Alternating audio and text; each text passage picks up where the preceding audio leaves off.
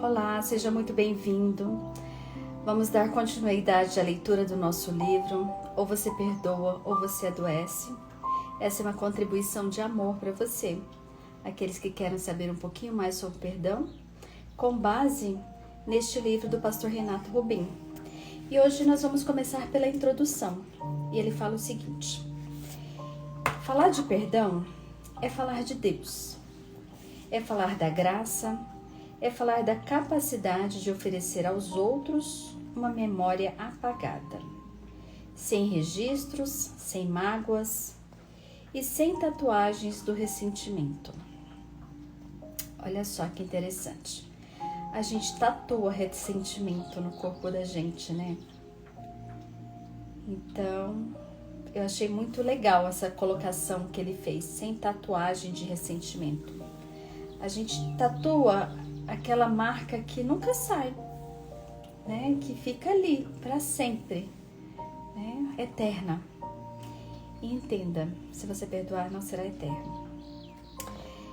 Continuando. Perdoar é deixar o outro nascer de novo em nossa história, sem as memórias que fizeram dele uma desagradável lembrança. Falar de perdão é falar de um alto padrão. É falar de algo que o mundo não ensina. É falar daquilo que a natureza caída do cosmo não criou. Nem por seleção natural, nem por geração espontânea, porque não se aprende as leis do perdão na natureza. Falar de perdão é falar de vida, é falar de saúde, de paz e da verdadeira humanidade espiritual, que se transformam na semelhança de Deus. Pois quem não perdoa, adoece. Só um pouquinho que a bateria tá. Deixa eu chamar aqui a bateria. Deixa eu dar uma continuidade. Vamos lá.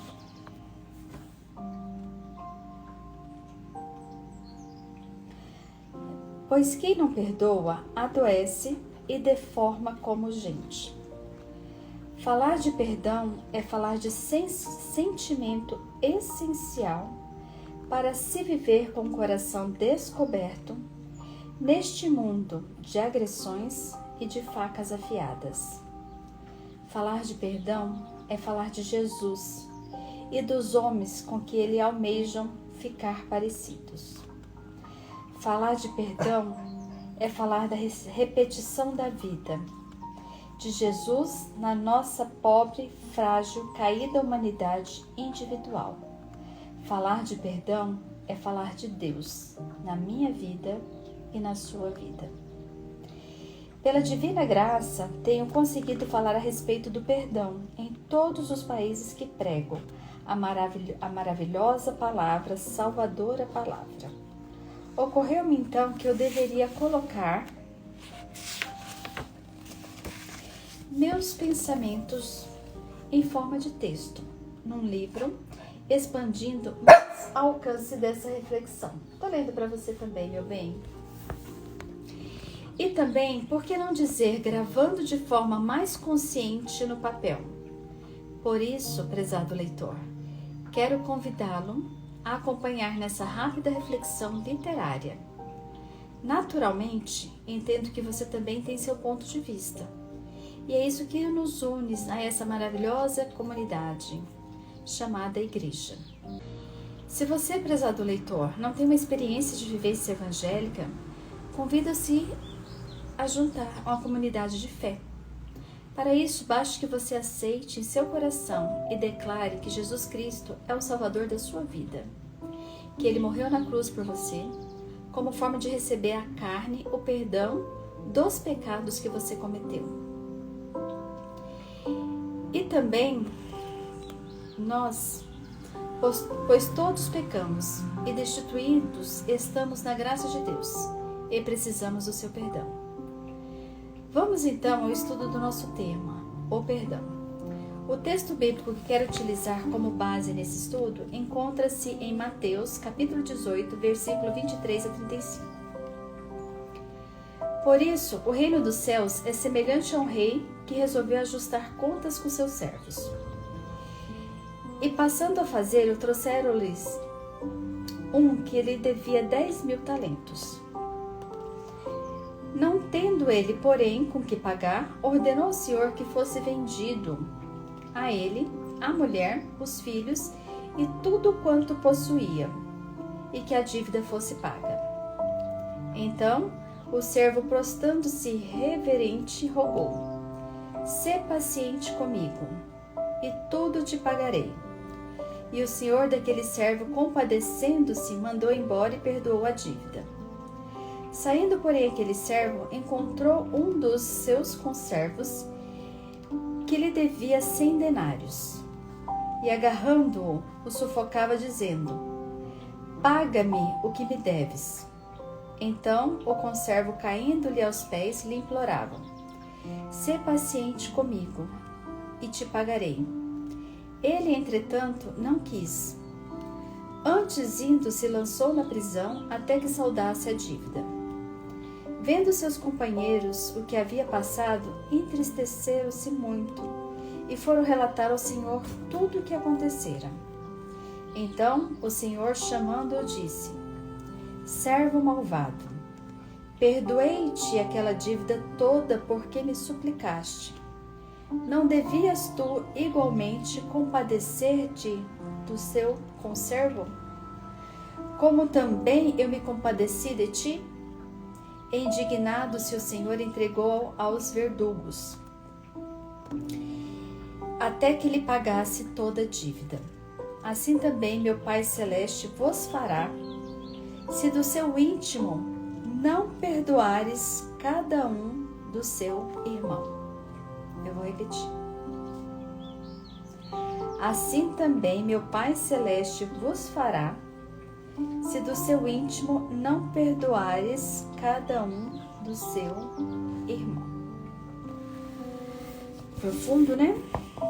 É importante considerarmos que existem 8 palavras no hebraico e 4 no grego, concernentes ao perdão, a saber, o primeiro é salak, quer dizer perdoai, verbo usado 46 vezes, conforme se vê exemplo em Números, capítulo 30, versículos 5, 8, 12.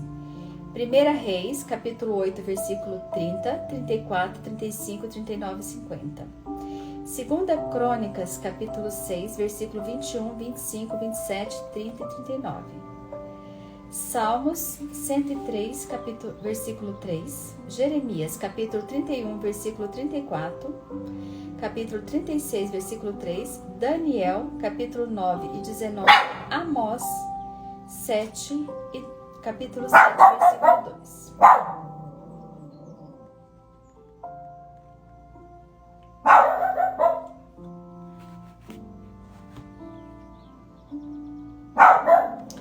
Queria até dar uma olhadinha nesses capítulos aqui, que eu não olhei. Tem uma Bíblia aqui, vamos lá ver.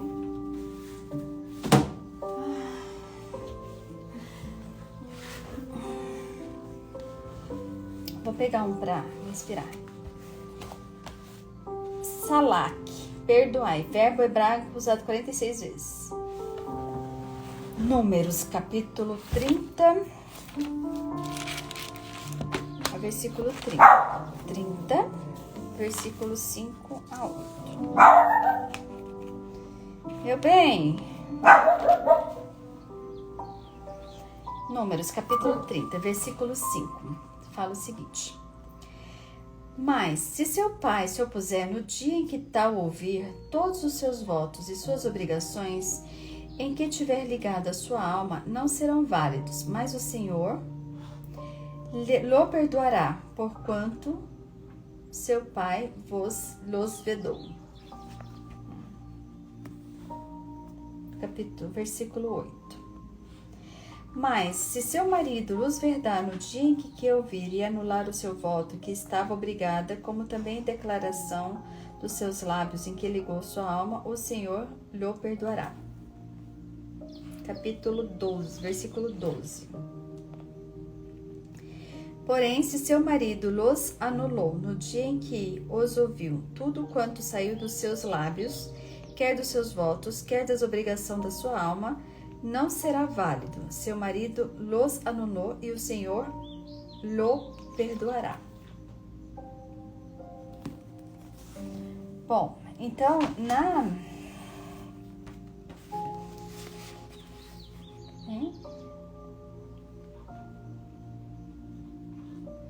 voltando aqui, ele fala que é importante considerar que existem 8 palavras em hebraico no quadro e 4 gregos concernente do perdão. A primeira é salak.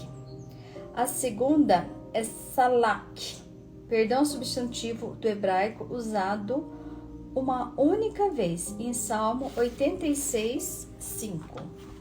Deixa eu ver o que fala em Salmos 86, 5.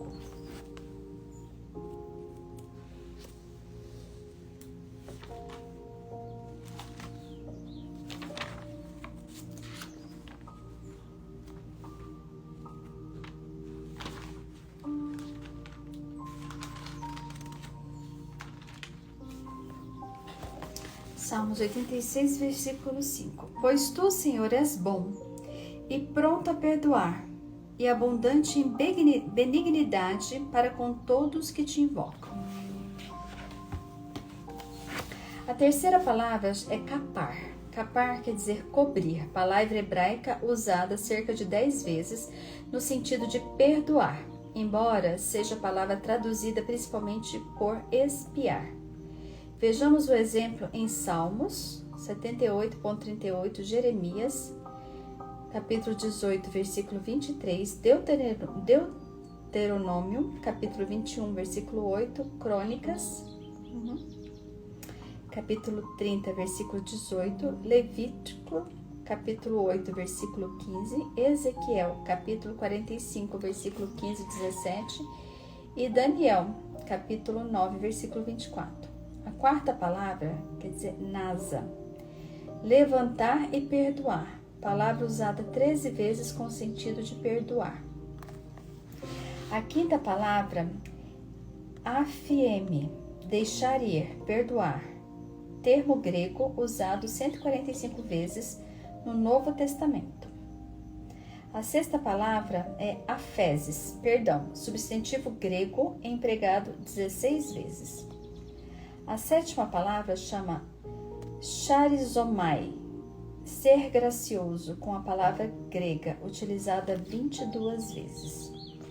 A oitava palavra significa apoluo, soltar, perdoar, verbo grego em que ocorre apenas uma vez, com claro sentido de perdoar. Em Lucas, capítulo 6, versículo 37. Em outros lugares significa soltar, deixar, divorciar-te. Todas essas definições, segundo R.N. Chaplin, em sua obra O Antigo Testamento Interpretado, versículo por versículo, de acordo com o Dicionário do Perdão, significa remissão de pena, desculpa, absolver, remir, pena, culpa, dívida. Em um sentido prático da vida cristã, perdoar é abrir mão dos direitos próprios contra o ofensor e transferir esses direitos para Deus. Perdão não é absolvição, é ficar livre para amar o ofensor. Vou terminar com essa frase aqui. Perdão não é absolvição, é ficar livre para amar o ofensor. Que lindo, né, gente?